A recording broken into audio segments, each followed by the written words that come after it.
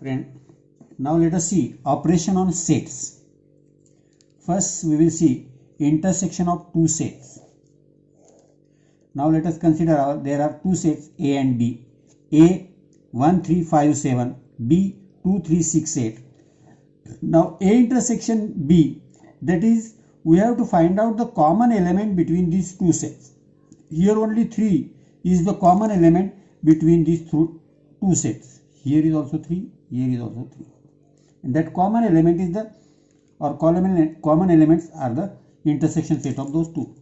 Now according to this procedure we will define the intersection of the two sets A and B is the set of common elements of A and B. It is written as A intersection B. अगर ये हमें दिखाना है तो हम यहाँ दिखा सकते हैं, ये 3 दोनों में कॉमन है, 1 5 7 इधर आ गया, 2 6 8, तो ये हम ऐसा दिखा सकते हैं। अब इसके कुछ प्रॉपर्टीज है, प्रॉपर्टीज के बारे में अगर हम देखेंगे, देयर आर प्रॉपर्टीज, 5-6 प्रॉपर्टीज है इसके। पहली बात, हर सेट खुद का, ईच सेट इज, पहली प्रॉपर्टीज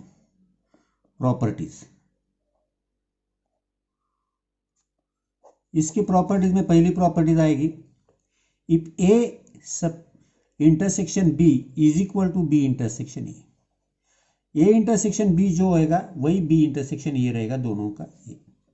सेकंड प्रॉपर्टी आएगी, if A is subset of B, A B का सबसेट है, then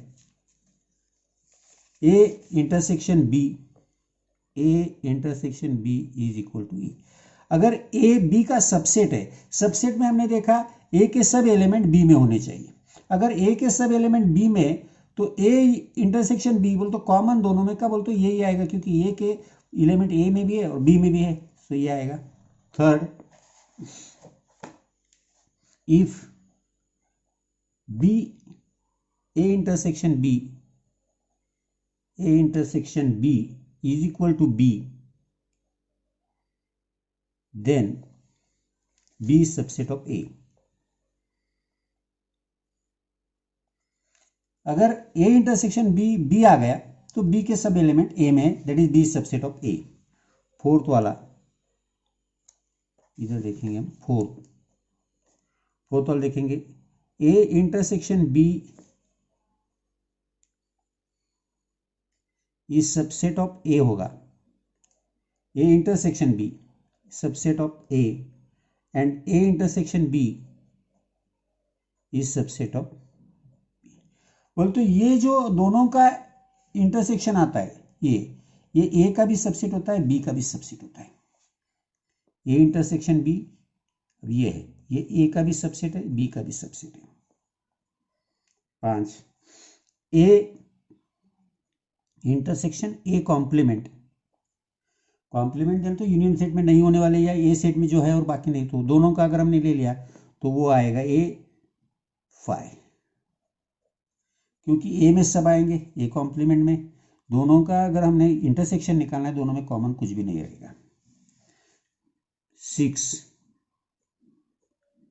A intersection A is equal to E आएगा, और ए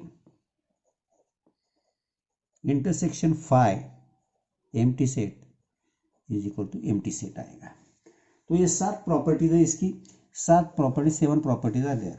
नाउ या इसके आगे आता है union of two sets.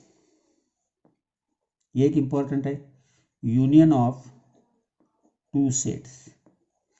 Union of two sets में क्या होता है, देखो अभी सपोज 2 सेट है अपने पास, ए इज इक्वल टू, मैंने बोला -1 -3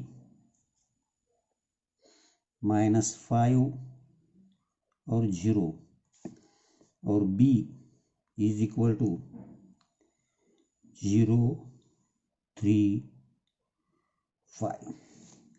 अब A यूनियन B यूनियन होगा तो ये ऐसा आता है, इंटरसेक्ट को उल्टा होता है। अब A यूनियन B अगर हम देखेंगे तो ए के भी सब आएंगे और बी के भी आएंगे, जो डबल है वो नहीं आएगा।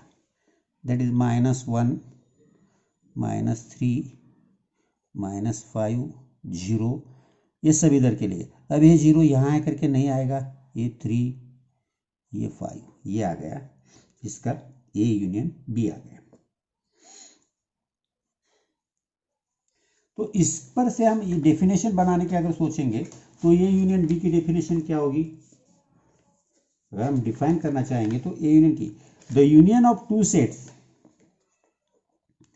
The union of two sets, the union of two sets A and B is a set which consists of all the elements of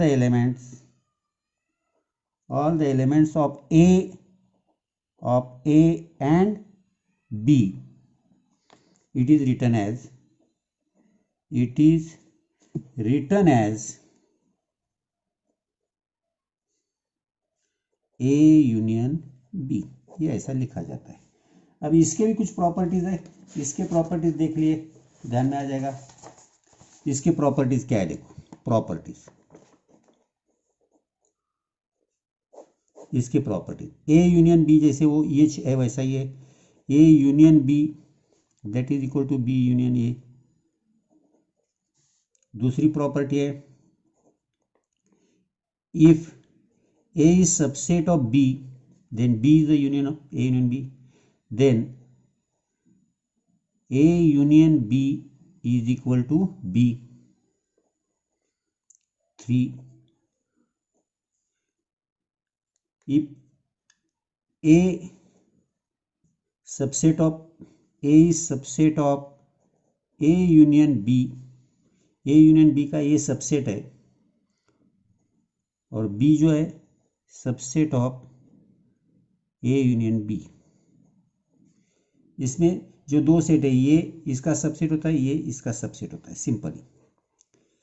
fourth one, A union A complement is equal to U, that is union set.